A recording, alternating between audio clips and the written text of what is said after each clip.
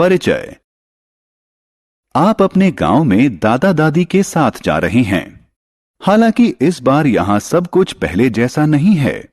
इस बार आपने देखा कि झील, तालाब और कुएं सूखे हुए हैं।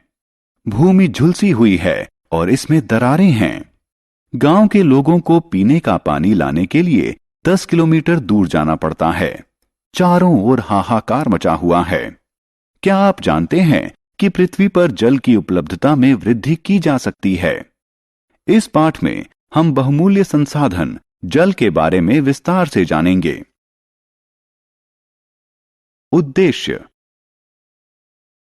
इस पाठ के अंत में आप निम्न करने में सक्षम हो जाएंगे।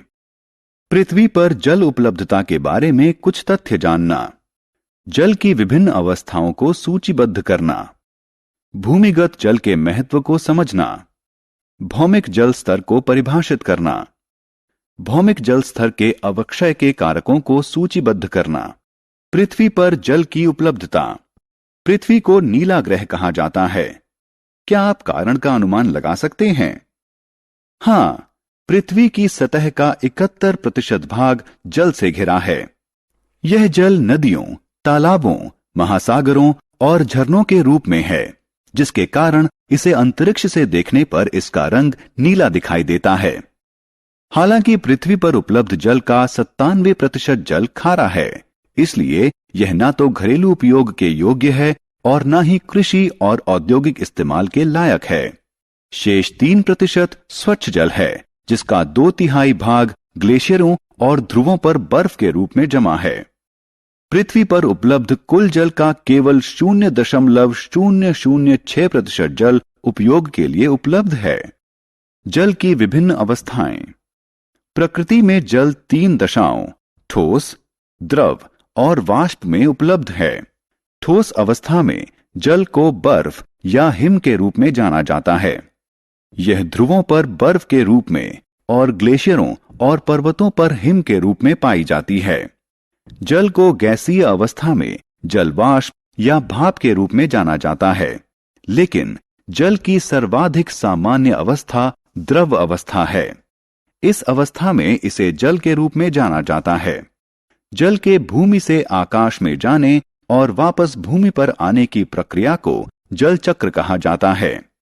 जल के तीनों अवस्थाओं में निरंतर चक्रण के कारण पृथ्वी पर जल की कुल मात्रा लगभग स्थिर बनी रहती है, जबकि संपूर्ण विश्व इसे इस्तेमाल करता है। भूमिगत जल, जल का महत्वपूर्ण स्रोत। अधिकांश वर्षा जल बहकर नदियों में जाता है और अंततः समुद्र जाकर मिल जाता है। इसमें से कुछ जल मृदा द्वारा अवशोषित कर लिया जाता है। यह जल भूमिगत जल कहलाता है। हालांकि यह दिखता नहीं है, लेकिन यह लगभग सभी स्थानों पर है। भूमि के नीचे, आपके घर, नगरों, खेतों व रेगिस्तानों के नीचे, सभी स्थानों पर। भूमिगत जल पृथ्वी पर स्वच्छ जल का महत्वपूर्ण स्रोत है। यह अनेक झीलों और कुओं के लिए भी महत्वपूर्ण स्रोत है। हम में से अधिकांश लोग भूमिगत जल को प्रतिदिन पीते हैं। ऐसा इसलिए है क्योंकि जो हमारे उपयोग के लिए हैंडपंप और ट्यूबवेल से प्राप्त होता है, वह भूमिगत जल है। भौमिक जल स्तर। भूमि के भीतर वह सबसे ऊपरी स्तर जो पूर्ण रूप से जल से भरा हुआ होता है, भौमिक जल स्तर कहलाता है। भूमिगत जल इस भौमिक जल स्तर के नीचे पाया जाता है। भौमिक जल स्तर झीलों और नदियों से होने वाले अपवाह, हिम के पिघलने और वर्षा से बनता है। भौमिक जल स्तर में मौसम के अनुसार उतार चढ़ाव लगा रहता है। गर्मियों में भौमिक जल स्तर नीचे चला जाता है, लेकिन मॉनसून के दौरान यह ऊपर आ जाता है। भौमिक जल स्तर। आपने अपने गांव में भारी वर्षा भी अवश्य देखी होगी। छोटे छोटे गड्ढों में हुआ जलभराव भी देखा होगा।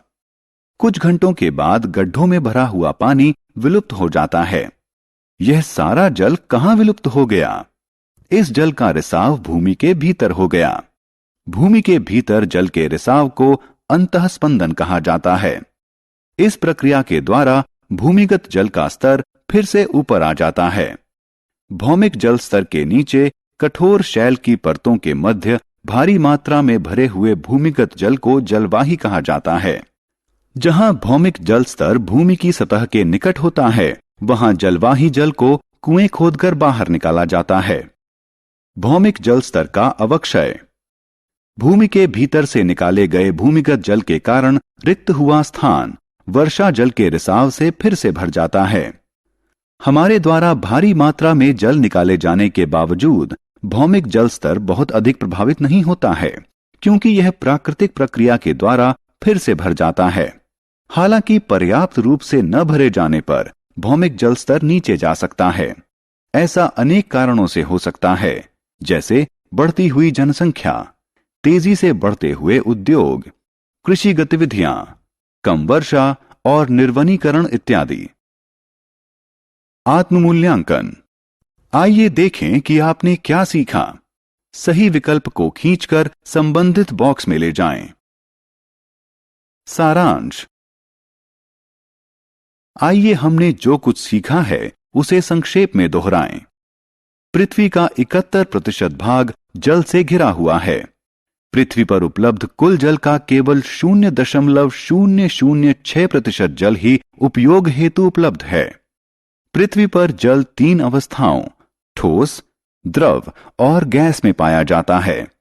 मृदा द्वारा अवशोषित जल भूमिगत जल कहलाता है।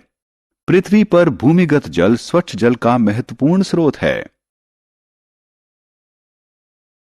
भूमि के भीतर वह सबसे ऊपरी स्तर जो पूर्ण रूप से जल से भरा हुआ होता है, भौमिक जल स्तर कहलाता है। जल के भूमि के भीतर रिसाव की प्रक्रिया अंतःस्पंदन कहलाती है।